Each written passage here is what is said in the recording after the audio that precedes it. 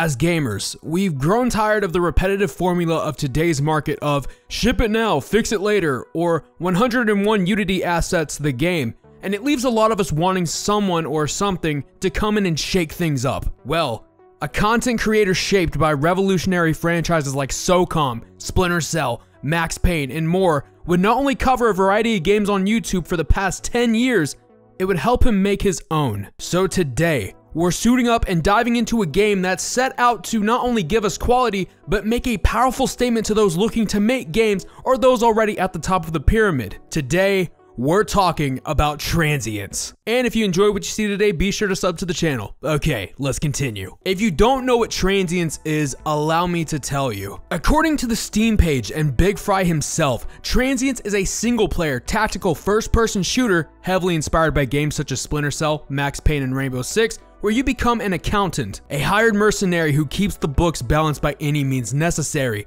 This time though, you are the intended target. Take a journey through New Houston in the year 2056 and follow one man's tale of redemption as he escapes Transience. I covered this game months ago and then again 1 month later, so you're probably asking, what else is there to say? Well, hold on, because there's quite a bit to discuss. We start off by seeing 3 new weapons being showcased: the MP5, the Sega 12, and the F2000, which look absolutely beautiful if I do say so myself. Starting with the MP5, I've always liked the more bare-bones style. You know, once you start throwing scopes and shit on it, it kind of takes away from its natural beauty. The Sega 12 will leave you looking like SpongeBob at the end of the day, so I already approve of this. It already looks good on its own, but you know, throw a hollow sight on there and it'll start looking a little bit better. The F2000 is something you're either gonna love or hate because of its weird appearance. And I don't know about you, but I used to throw down with this thing in MW2, and it's treated me right just about any time I've used it, so I'm excited to see what this is going to do in the game. He goes on to mention that by devlog 4, we should be getting the entire roster of weapons showcased, and if you're wanting to know what the guns can look like, here's the XM5.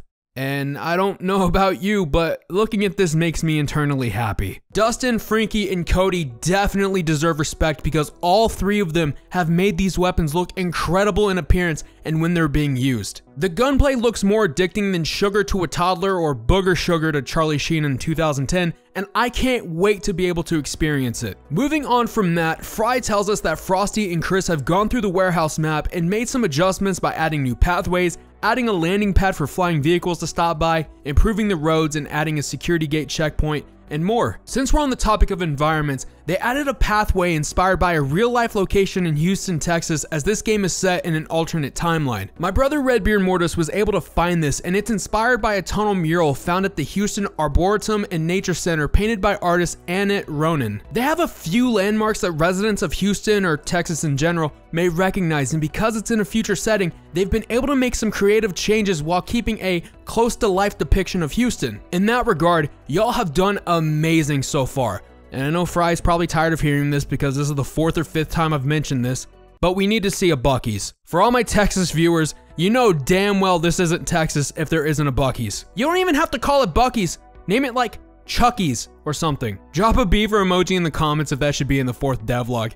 Yeah, I know, I got sidetracked, I'm sorry. Let's get back to the video. While we're still on the topic of environments, we get to see the environment for a location called Server Facility, which reeks of the shittiness that comes with working a corporate job. We see a clock showing how much time is left on a shift, buzzwords like socialize, and big neon words that honestly made me want to socialize my foot with the CEO's ass just for hanging that up. Seriously, it's bad enough going to a job you hate, but imagine having to socialize with people you couldn't give a fourth of a fuck about who probably feel the same way about you. We then see the creation of Eli Reed, the protagonist of Transience, and my god does he look amazing. He's got a rugged look to him that gives off the impression that he's been doing this shit for way too long. He also looks like someone you wouldn't want to threaten with a time, good or bad. And aside from that, there's not much else to say about him. He looks good. The next thing is the cutscenes, which have been redone as Fry felt like they were missing a lot with them. When we compare the two, there's definitely a major difference, but if I'm being honest, I like the old cutscenes slightly better. Not to say the new ones are bad, because they're far from it, but I just like the aesthetic of the old ones just a tad bit better. This is actually what Fry and TrueDoom have been working on, with Fry doing the cutscenes and TrueDoom doing his job as the narrative lead and scriptwriter. Speaking of cutscenes,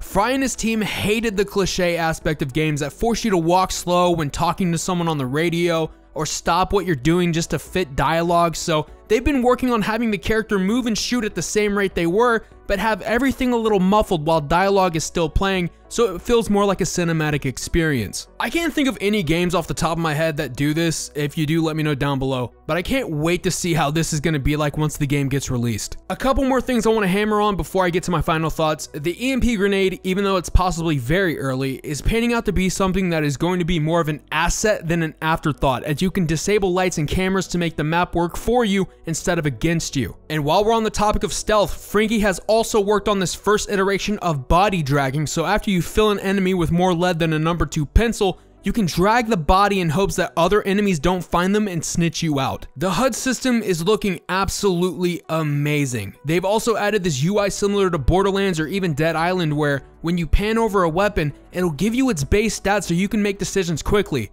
And we'll see more of this in the next devlog. The last little bit of this video is Fry basically saying that he wants to show more, but he can't because they're just not ready, and that might open them up to judgment or criticism that won't serve any purpose to them at this time. He also says that this whole process has been stressful yet beautiful, and he basically just wants everything to be perfect, and he's excited to be able to deliver this game. I'm going to be leaving his devlog along with the Steam page in the description and pinned comment down below, so guys, go check it out, go wishlist the game.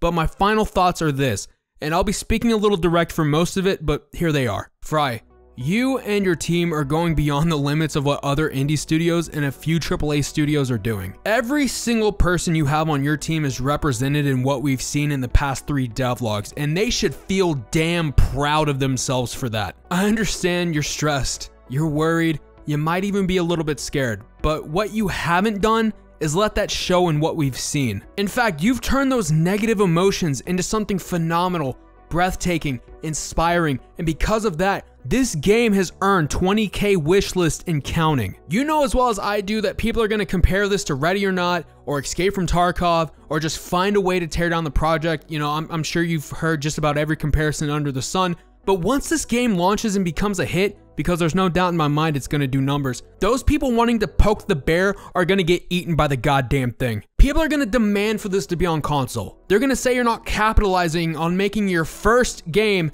a multiplayer, battle royale, extraction royale, whatever watered down niche they want to add in.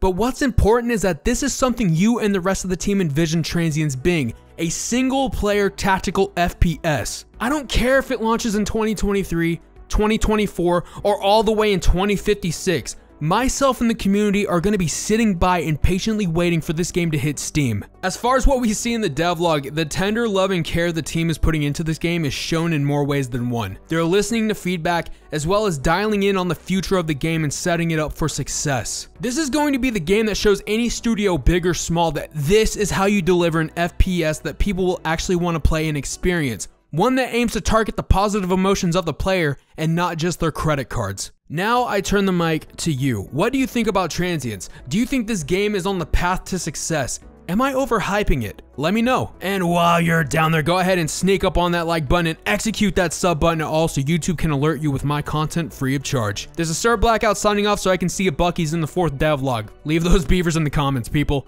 Later.